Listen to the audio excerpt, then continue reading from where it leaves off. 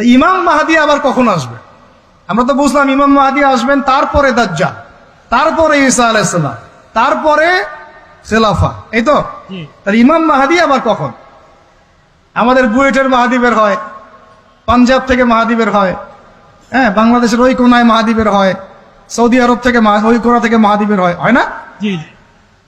খুব ভালো করে মনে রাখবেন, যতক্ষণ এই বিশ্বে একটা মালহামা না হচ্ছে মাহদী আসছেন না। কথা ক্লিয়ার? এই বিশ্বে যতক্ষণ একটা মালহামা না হচ্ছে মাহদী আসছেন না। তিনি আসবেন ফাতিমা রাদিয়াল্লাহু আনহার বংশ থেকে। কার বংশ? তার আসল নাম মুহাম্মদ। কি নাম? তার নাক উঁচু, নাক একদম উঁচু, খাড়া, কপাল চওড়া, চেহারার গড়নটা আমাদের নবী সাল্লাল্লাহু আলাইহি ওয়াসাল্লামের। তার বাবার নাম হবে আব্দুল্লাহ, তার মায়ের নাম হবে আমিনা। তিনি দায়িত্ব নিতে চাইবেন না, তিনি দায়িত্ব নিতে চাইবেন না।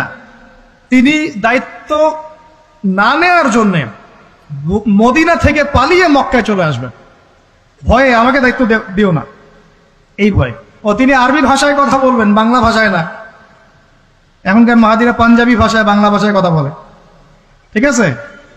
এবং এই কাবা ঘর যেটা আমরা তাওয়াফ করি, এখানে যে হাজারে আসওয়াদ আছে না, আর এই যে হাজারে আসওয়াদ আর মাকাম ইব্রাহিম, এই দুটো জায়গার মাঝামাঝি মানুষ তাকে চিনে ফেলবে, এই তো মাহদী।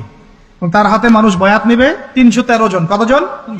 ওই তালুত বাহিনীটা 313, বদরও 313, এখানেও 313। এবার শুরু হবে আসন খেল। এবার প্রথমে ওই আরবেরই একটা গোত্র বনু কালব। কোন গোত্র? এই বনু কালব এই ইমাম মাহদীর বিরুদ্ধে যুদ্ধ করবে, আর মাহদী এই যুদ্ধে জয়লাভ করবেন ইনশাআল্লাহ। তারপরে সিরিয়া, শাম থেকে, শাম মানে শুধু সিরিয়াই না, ওই পুরো অঞ্চলটাই শাম, ওখান থেকে একটা দল আসবে এই মাহদীর সাথে যুদ্ধ করার জন্য। আল্লাহ পাক তাদেরকে মক্কা মদিনার মাঝখানে বাইদা নামক জায়গায় ধসিয়ে দেবে। কোন জায়গা? বাইদা। এটাই সেই চিহ্ন যেটা প্রমাণ করবে যে এই ব্যক্তি মাহদী। কথা বুঝতে পারছি? এরপরে মুসলমানদের আর কোনো পতন নাই, আর পিছনে ফিরে তাকানোর কোনো সুযোগ নাই। মুসলমানরা আর মাথা নিচু করবে না ইনশাল্লাহ কোনোদিনের জন্য।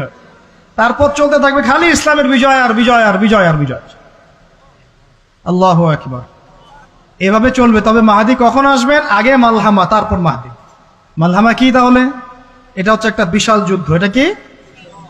কেমন যুদ্ধ? নবীজি বলেছেন, এই রোমকরা, ইউরোপিয়ানরা তোমাদের সাথে অচিরেই চুক্তি ভঙ্গ করবে এবং 80টা পতাকা নিয়ে তোমাদের বিরুদ্ধে ওরা যুদ্ধ করবে। এই মালহামাটা হবে ইরাকের ফোরাত নদীর নিচেই হোক আর পাশেই হোক, আল্লাহ ভালো জানেন। ওখানে সোনার পাহাড়কে কেন্দ্র করে। কি কেন্দ্র করে? এই সোনা মানে সত্যিকারের সোনাও হতে পারে, অথবা তেলও হতে পারে, আল্লাহ ভালো জানেন। তেল তো এখন সোনার জায়গা দখল করেছে, করে নাই? এই বিশ্বে তো সোনা চলে না, কি চলে? তেল। তো এটাকে কেন্দ্র করে যুদ্ধ হবে। নবীজি বলেছেন ওই যুদ্ধে এত ভয়াবহ হবে যে 100 জন যোদ্ধার মধ্যে 99 জনই মারা যাবে না। একটু মাথা খাটান যে এমন কোন যুদ্ধ কি হয়েছে পৃথিবীতে যেটাতে 100 জনের মধ্যে 99% মারা গেছে? তার মানে এটা হয়নি এখনো। আর একটা যুদ্ধে এত % মানুষ কিভাবে মরতে পারে? যদি সেটা ঢাল তলোয়ারের যুদ্ধ হলে কি মরতে পারে? নিশ্চয়ই এমন কোন অস্ত্র সেখানে প্রয়োগ করা হবে যাতে একাধারে অনেক মানুষ তাড়াতাড়ি মারা। এটা এই অস্ত্র এখনকার যুগের কি অস্ত্র? নিউক্লিয়ার ওয়েপন্স হতে পারে, হতে পারে যদি এই যুগে সেটা হয়। আর যদি আল্লাহ পাক এটাকে আবার পূর্বের অবস্থায় নিয়ে যান, সেটাও হতে পারে, আল্লাহ ভালো জানেন। আমরা এটাকে ইন্টারপ্রিটেশন বলছি, এটা সঠিক হতে পারে, বেঠিক হতে পারে, অ্যাটলিস্ট একটা ধারণা তো পাচ্ছি। তারপর এই ইউফ্রেটিস নদীর এই সোনার পাহাড়কে কেন্দ্র করে এটা ঘটনা ঘটে। আল্লাহ নবী আরো বলেছেন সাল্লাল্লাহু আলাইহি ওয়াসাল্লাম, মুসলমানরা, আমাদের কথা বলছি, মুসলমানরা তোমরা যেন সেখানে হাতও না বাড়াও। কোন মুসলমান যেন ওই সোনায় হাতও না বাড়ায়, মানে ওই দিক থেকে আমরা যেন সম্পূর্ণ মুক্ত থাকি। ওরা মারামারি করে শেষ হয়ে যায়। বিশ্বটা হয়তো সংক্ষিপ্ত হয়ে আসতে পারে যদি এরকম কোনো ম্যাসিভ নিউক্লিয়ার যুদ্ধ হয়ে যায়, যেটার আশঙ্কা অনেকেই করেন। মিলিটারি অ্যাফেয়ার্স যারা পড়েন তারা করেন, পলিটিক্স যারা করেন তারা করেন। এবং এই জায়নিস্টরা চাচ্ছে, এই জায়নিস্টরা খুব করে চাচ্ছে বিশ্বে এমন একটা যুদ্ধ লাগুক। একবার ইউক্রেন রাশিয়ার ইস্যু তুলে দেয়, একবার সিরিয়ার ইস্যু তুলে দেয়, একবার একবার আফগান ইস্যু তুলে দেয়, একবার ইরাকে ইস্যু তুলে দেয়, একবার প্রথম বিশ্বযুদ্ধ লাগায়, একবার দ্বিতীয়টা লাগায়, ওরা খুব করে যাচ্ছে যেন আরো একটা লাগে। এবার যদি লাগে তাহলে এটা কনভেনশনাল যুদ্ধ হবে না, এটা দেখবেন একটা নিউক্লিয়ার যুদ্ধ হয়ে গেছে। সেটা হয়ে গেলে ওয়ার্ল্ডের আয়তন আর এমন থাকবে কিনা আল্লাহ ভালো জানে। এগুলো ভাবতে হবে এবং আমাদের করণীয় ফিক্স করতে হবে। তবে করণীয় ওই কথাগুলো যেগুলো আগে বলেছি। যদি কিয়ামত হতে আর একদিনও বাকি থাকে, করণীয় এগুলোই থাকবে, চেঞ্জ হবে না, তাই না?